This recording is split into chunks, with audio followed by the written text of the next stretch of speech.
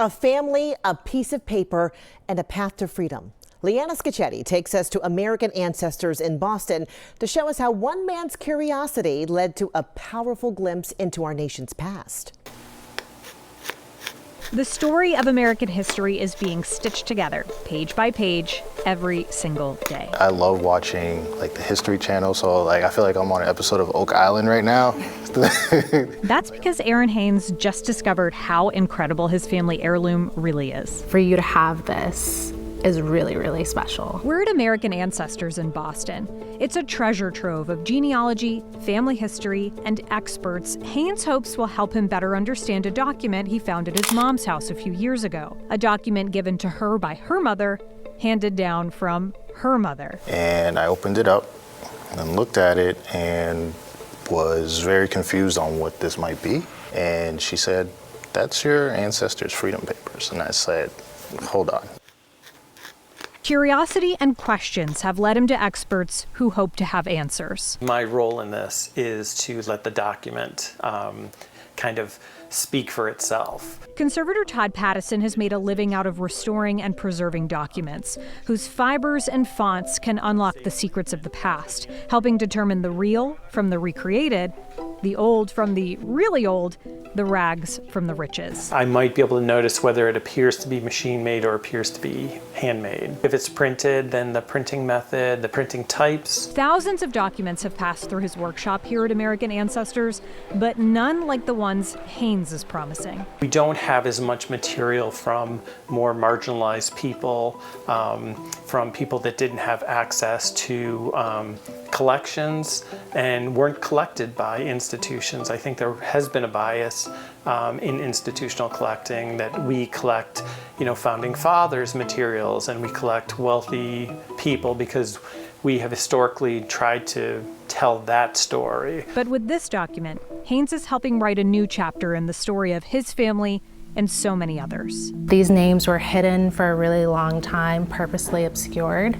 And so just locating the names is a huge effort. Danielle Rose works on the 10 Million Names Project here, an effort to recover and restore the names of enslaved people across the United States. I think a lot of people don't think about what they may have in their home when it comes to contributing to history. As anticipation builds, Haynes unfolds his contribution. And right away, Conservator Todd Pattison knows it's legit. A folded piece of parchment, almost 200 years old. Again, the 1817 would be just the seal date, but the actual document would have been produced in 1834. Okay. Wow. It's quite impressive. Impressive because the document is intact, the text still legible, and in the corner, a name, Samuel Jones, 21 at the time this document was signed, declaring him a man born free in Anne Arundel County, Maryland. A lot of free Black people needed to carry these documents so that they could avoid potential recapture, kidnapping, back into enslavement. The document also describes Jones as having a light complexion, standing 5'7" and having a small scar on his left hand. The more documents that you can find for African Americans, especially before the end of the Civil War, it's a real treasure. A treasure light and thin, but to Haynes heavy with history, honor, and empowerment. Knowing that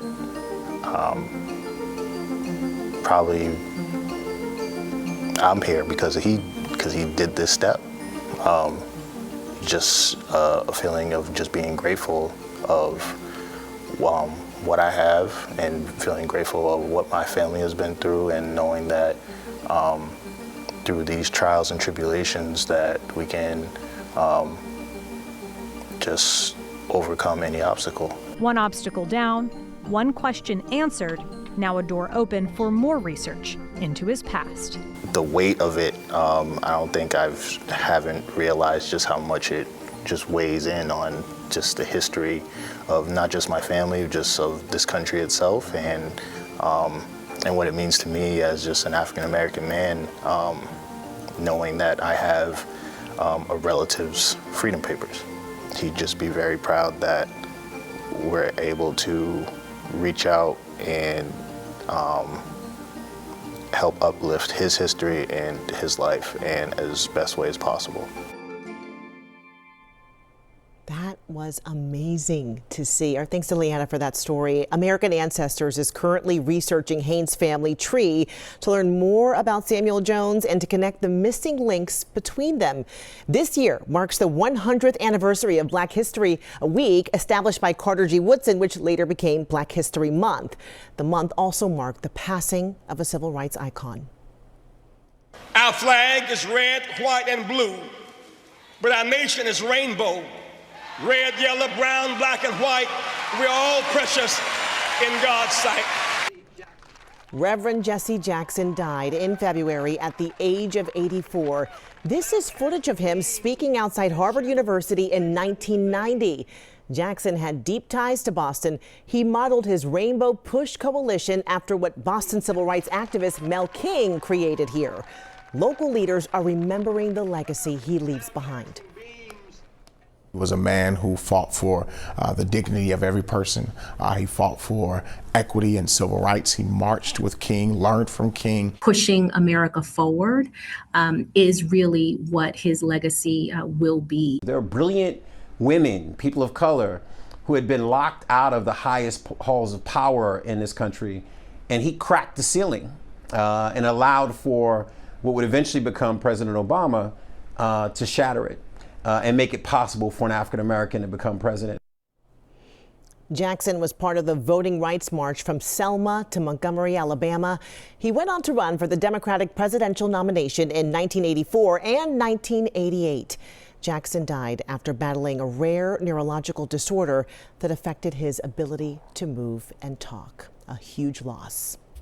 Thank you so much for watching. Cityline is about the stories that shape our communities, and we want to hear yours. Share what's happening where you live at cityline@wcvb.com, and be sure to follow us on Facebook and Instagram. Have a wonderful afternoon.